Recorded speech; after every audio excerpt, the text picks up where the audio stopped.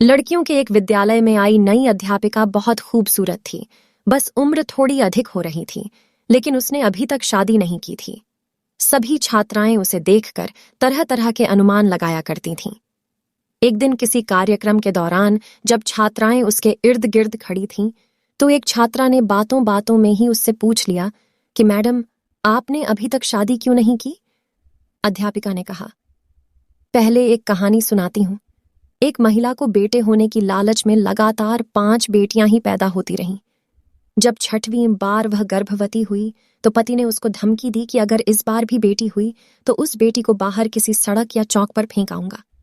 महिला अकेले में रोती हुई भगवान से प्रार्थना करने लगी, क्योंकि यह उसके वश की बात नहीं थी कि अपनी इच्छानुसार बेटा पैदा कर देती। इस बार भी बेटी ही पैदा हुई।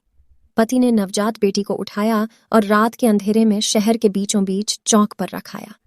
माँ पूरी रात उस नन्ही सी जान के लिए रो रो कर दुआ करती रही।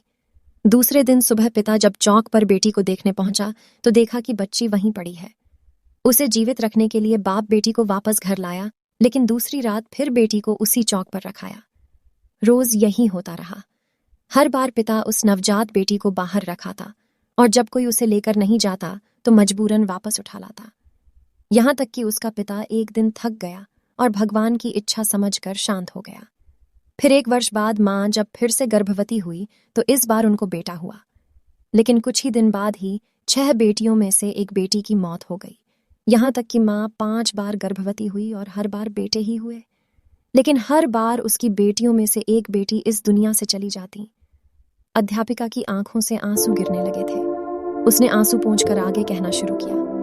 अब सिर्फ एक ही बेटी जिंदा बची थी और वह वही बेटी थी जिससे बाप जान छुड़ाना चाह रहा था। एक दिन अचानक माँ भी इस दुनिया से चली गई। इधर 5 बेटे और एक बेटी सब धीरे धीरे बड़े हो गए। अध्यापक ने फिर कहा, पता है वह बेटी जो जिंदा बची रही मैं ही हूँ। मैंने अभी तक शादी इसलिए नहीं की कि मेरे पिता अब इतने बूढ़े हो गए हैं कि अपने हाथ से खाना भी नहीं खा सकते और अब घर में और कोई नहीं है जो उनकी सेवा कर सके। बस मैं ही उनकी सेवा और देखभाल किया करती हूँ। जिन बेटों के लिए पिताजी परेशान थे वो 5 बेटे अपनी अपनी पत्नियों और बच्चों के साथ अलग रहते हैं। बस कभी कभी आकर पिता का हाल चाल पूछ जाते हैं। वह थोड़ा मुस्कुराई, फिर बोली, मेरे पिताजी अब हर दिन शर्मिंदगी के साथ रो रो कर मुझसे कहा करते हैं, मेरी प्यारी बेटी, जो कुछ मैंने बचपन में तेरे साथ किया उसके लिए मुझे माफ कर देना।